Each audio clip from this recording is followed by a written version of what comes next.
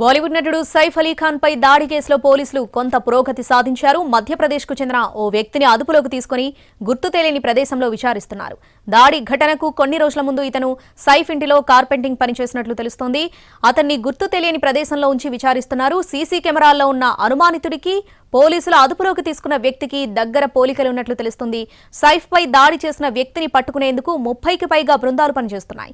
సైఫ్ పై దాడి తర్వాత నిందితుడు బాంద్రా నుంచి లోకల్ రైల్లో వెళ్లిపోయాడు. ఆ తర్వాత అతడు సీసీటీవీలో కనిపించలేదు. అయితే ఓ ఎలక్ట్రానిక్ షాపులో ఇయర్ ఫోన్స్ కొన్నట్లు పోలీసులు గుర్తించారు. గురువారం తెల్లవారుజామున సైఫ్ పై దాడి జరిగింది. ఫైర్ ఎస్కేప్ ద్వారా ఇంట్లోకి ప్రవేశించిన దొంగ కొన్ని గంటల పాటు లోపలే ఉన్నాడు. తెల్లవారుజామున 2:30 సమయంలో సైఫ్ కొడుకు జహంగీర్ గదిలోకి ప్రవేశించాడు. ఆ సమయంలో కేర్ టేకర్ అరవడంతో సైఫ్ గదిలోకి వచ్చాడు. ఈ సమయంలోనే ఘర్షణ జరిగింది. సైఫ్ ను కత్తితో పొడిచి పారిపోయాడు దుండగుడు. ₹1 కోటి ఇవ్వాలని సైఫ్ ను అతడు డిమాండ్ చేసినట్లు కుటుంబ సభ్యులు చెబుతున్నారు. అయితే నిందితుడు అదే గదిలో పక్కనే ఉన్న బంగారు ఆభరణాల జోలికి మాత్రం వెళ్లలేదని తెలుస్తోంది.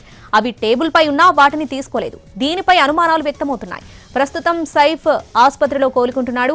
మరో 2 రోజుల్లో అతన్ని డిశ్చార్జ్ చేసే అవకాశాలున్నాయని వైద్యులు చెబుతున్నారు. భర్త సైఫ్ అలీ ఖాన్ పై దాడి కేసులో ముంబై క్రైమ్ బ్రాంచ్ పోలీసులకు వాంగ్మూలం ఇచ్చారు బాలీవుడ్ నటి కరీనా కపూర్. ఆమె స్టేట్మెంట్ ను రికార్డ్ చేశారు పోలీసులు. దాడి జరిగిన రాత్రి ఏం జరిగిందనే విషయాన్ని తన వాంగ్మూలంలో పేర్కొన్నారు కరీనా కపూర్.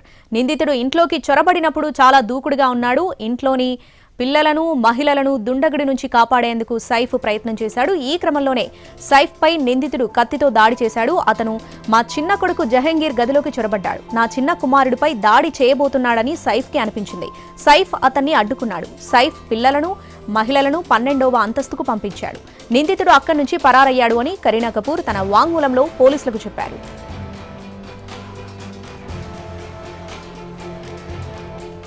అయితే నిందితుడు ఇంట్లో ఎలాంటి వస్తువును దొంగలించలేదని, ఆభరణాలు ఇంట్లోని ఇతర విలువైన సామాగ్రి భద్రంగానే ఉన్నాయని కరీనా కపూర్ తన వాంగ్మూలంలో పేర్కొన్నారు.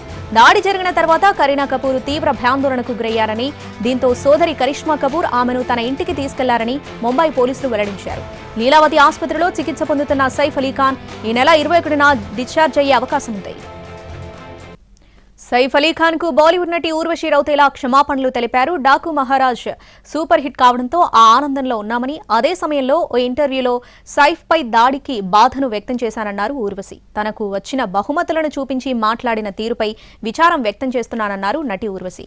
తన ప్రవర్తనకు సిగ్గుపడుతున్నా నన్ను క్షమించండి అన్నారు. దీనికి సంబంధించి ఇన్స్టాలో పోస్టు పెట్టారు.